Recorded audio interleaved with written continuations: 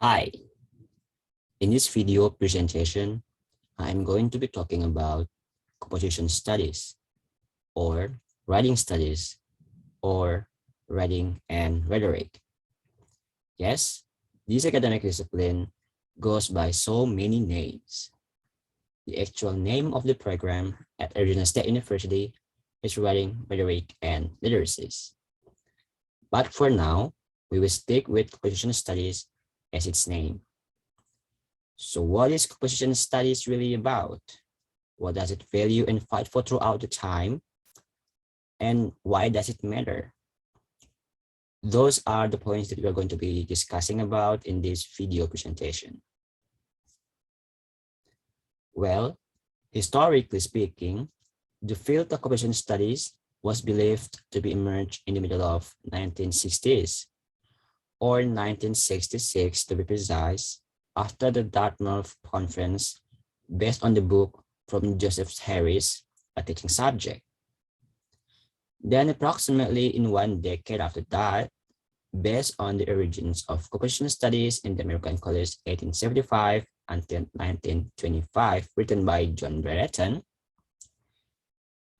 there was something extraordinarily unfortunate event happened at Harvard University. And that event somehow influencing as well as shaping the massive shift in many American universities. What is it really about? It's called the famous Harvard literacy crisis.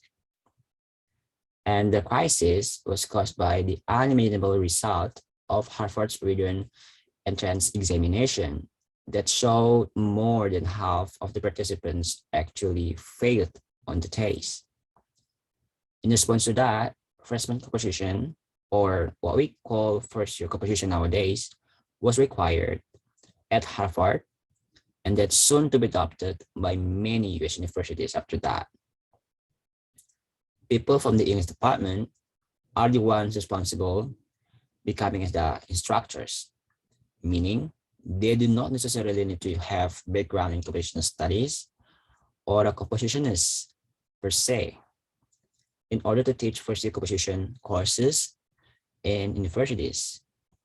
So they can come from linguistic background or literature background or creative writing background, for example.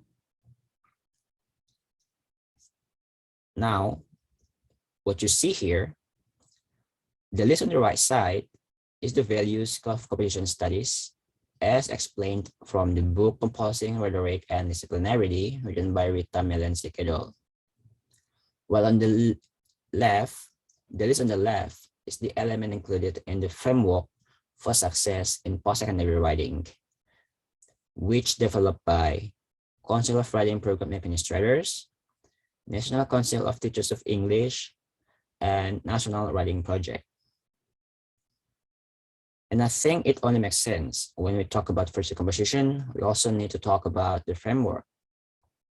A public document accessible to everyone is a foundation, where any element that can be found in the framework can be seen as the practical interpretation of values held by people in the field of composition studies.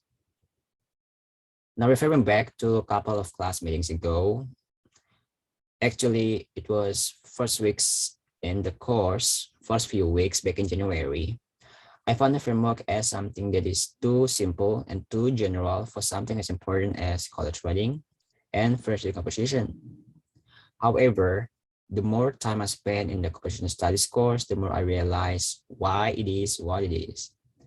The characteristics of the field is anything but fixed, meaning there is no one-fits-all sort of regulations in doing it.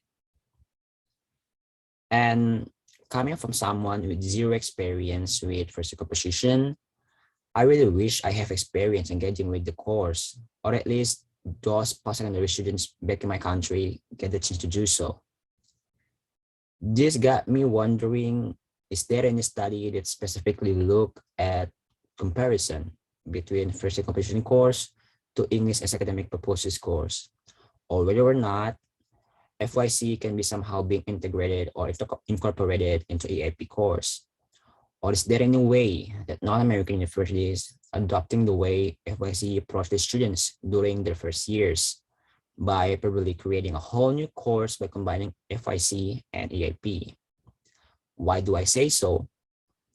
This is because I believe considering these values belong to question studies and the way they approach students in writing courses, I think that's what most students really need during their first year in university.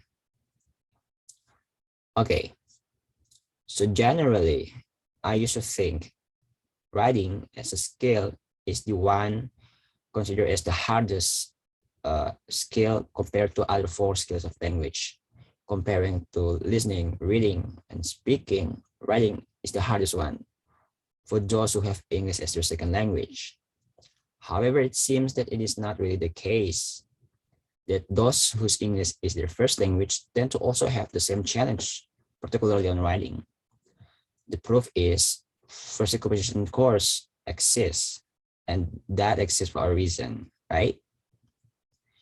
So from the book, Naming What We Know, Threshold Concept, this book helped to break down all the myth and assumption that consistently going around in this issue.